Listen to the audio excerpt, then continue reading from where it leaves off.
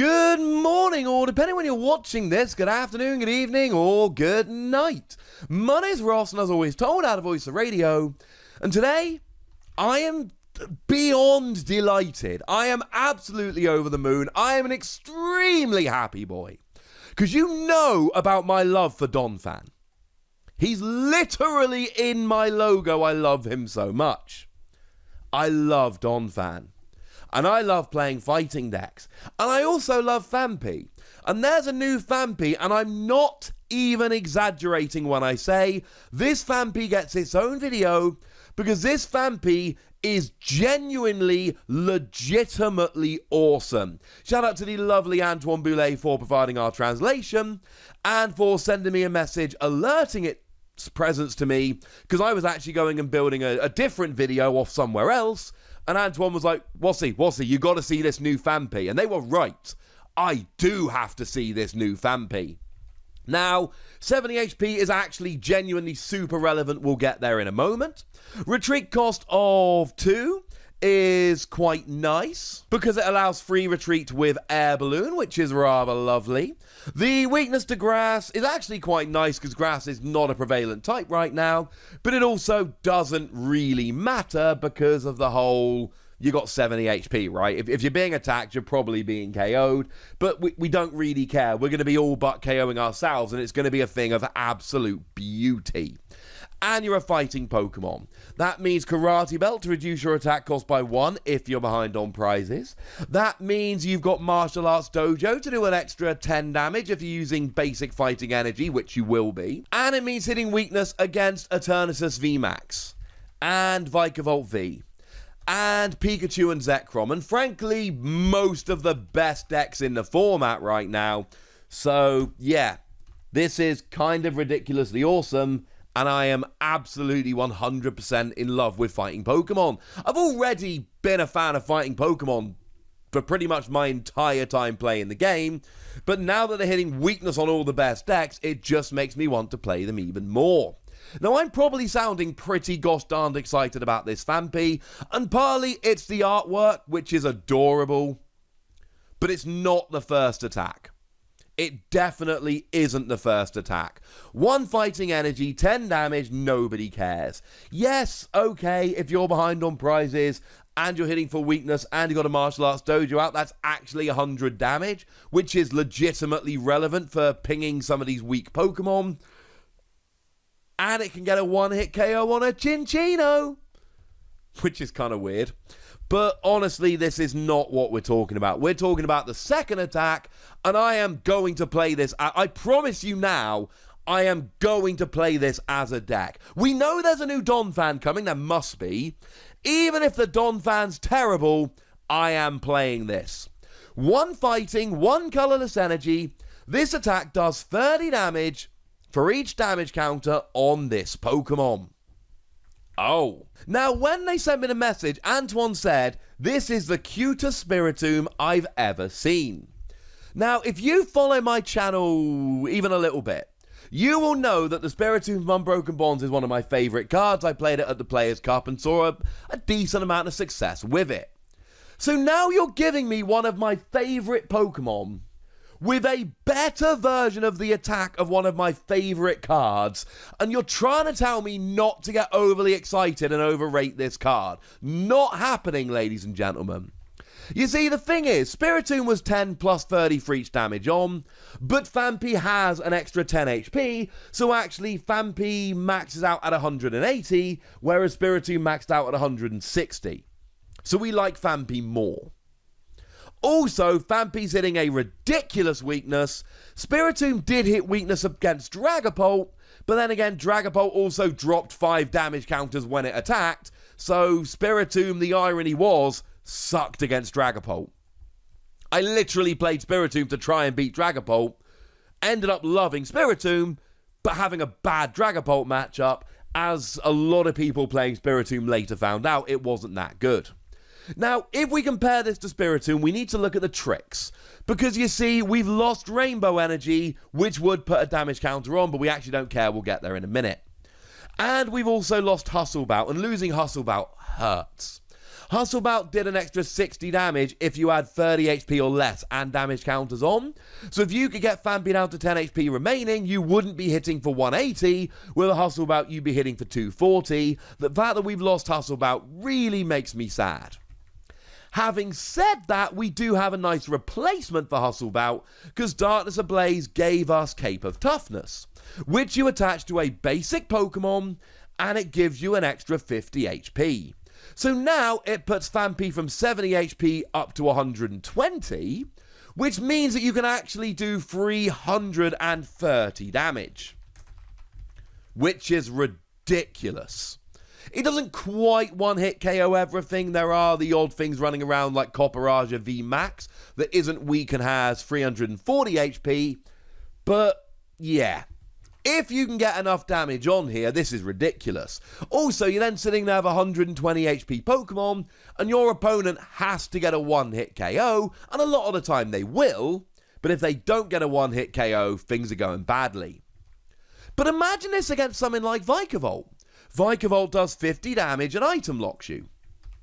But they're losing electro power. So fine, they might have a tool scrapper to get rid of your cape, but they're not getting a one-hit KO. So what does Vikavolt do?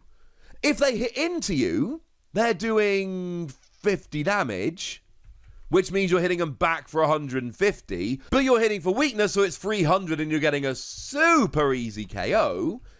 But if they don't hit you, then they're not attacking and they're not item locking you. So this Phanpy basically walks up to Vikavolt and just laughs in its face.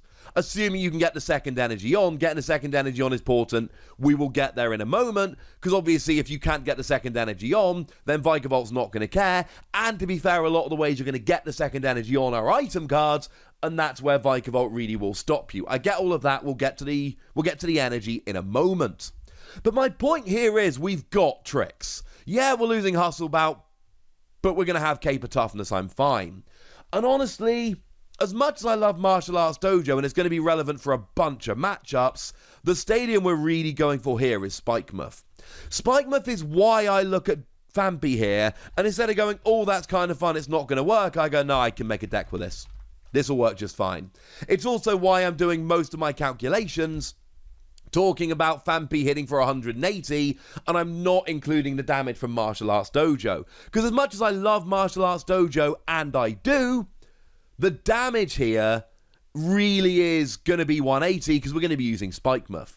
Spikemuth says that whenever you return to the bench, that's whether you switch or retreat, you put 2 damage counters onto the Pokemon. Brilliant. Firstly, it's going to make your opponent take some damage. Secondly, if you can switch Phanpy to the bench 3 times, you'll put 6 damage counters on Phanpy. You're now hitting 180 damage. That's ludicrous. And look, the reality is here that you do have Air Balloon, but again, you want probably Cape of Toughness a lot, so that's on you. But we've got Switch. And we've got Scoop Up Net. Now, don't Scoop Up Net Phanpy. That would be stupid, because you'd pick it up and you'd lose all the damage. What I mean is, you switch Phanpy for, I don't know, a Jirachi, for instance. Then you use Jirachi's awesome ability to find a training card from the top 5 cards of your deck. Then you Scoop Up Net Jirachi. Oh, look, now Phanpy's in the active again. Maybe you retreat it. Maybe you switch it to what? A Jirachi. Then what do you do to the Jirachi? You Scoop Up Net it. And maybe you're not going to be able to do this for like 6 Phanpys in a game. You're going to run out of switching cards. But early game, playing a turbo version of this deck, getting multiple damage counters on Phanpy using Spikemuth, yes, I do believe that's genuinely possible. And it doesn't have to just be a Phanpy deck. You all know I'm going to play this with Excadrill. Stage 1 single energy attacker, great for when you can't get Phanpy rolling. There is going to be a Donphan that might end up being really good that you can play with this. Oh yeah.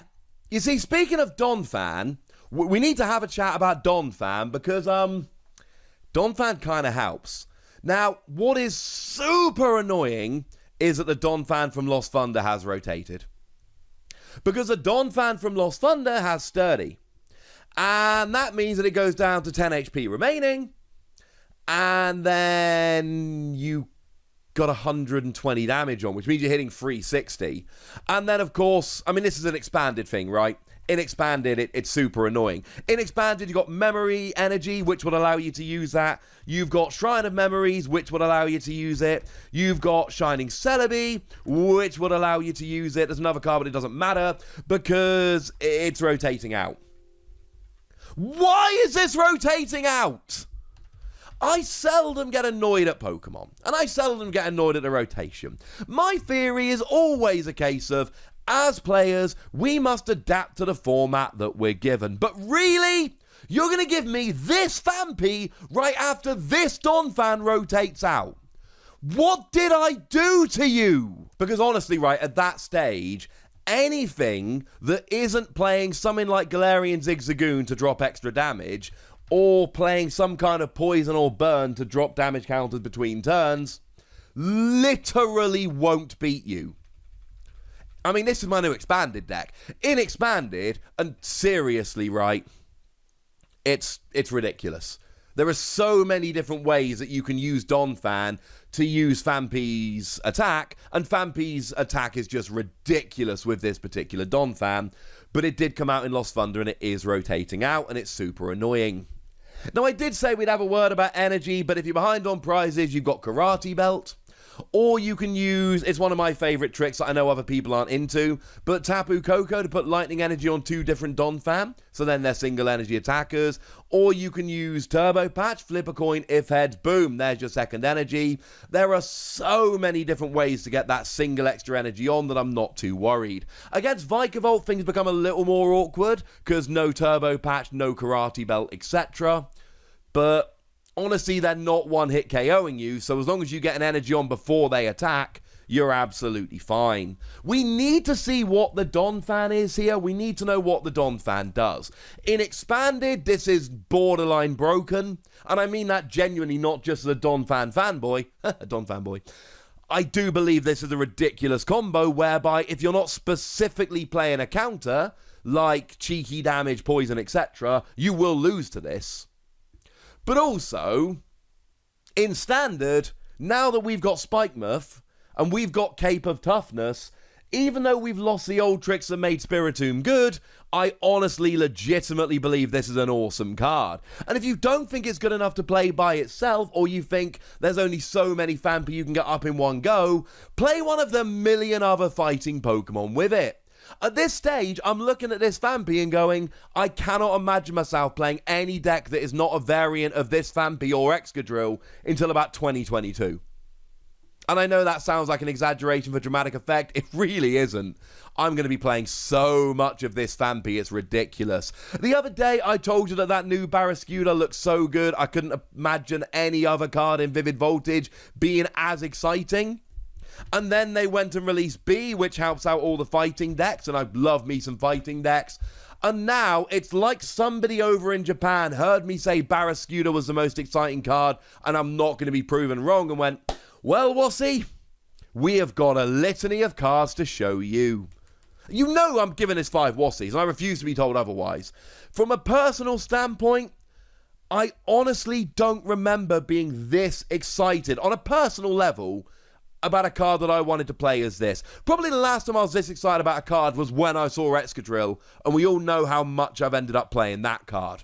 I think I'm rambling a bit too much about this Phanpy. I love him. 5 Wassies, prove me wrong, ladies and gentlemen. There's a comment section. Go nuts! Be nice. And then make sure you like this video, subscribe to this channel, follow me on Twitter at The Wassy, and Twitch for some live action at twitch.tv/PTCG Radio. If you want to support the channel, get some bonus podcasts and all that good stuff, head on over to patreon.com/PTCG Radio, where you can do exactly that. But by far the most important thing, as always, look after yourselves till next time, would ya? Thank you very much for watching. My name's Ross, and you've been watching a ridiculously excited PTCG Radio.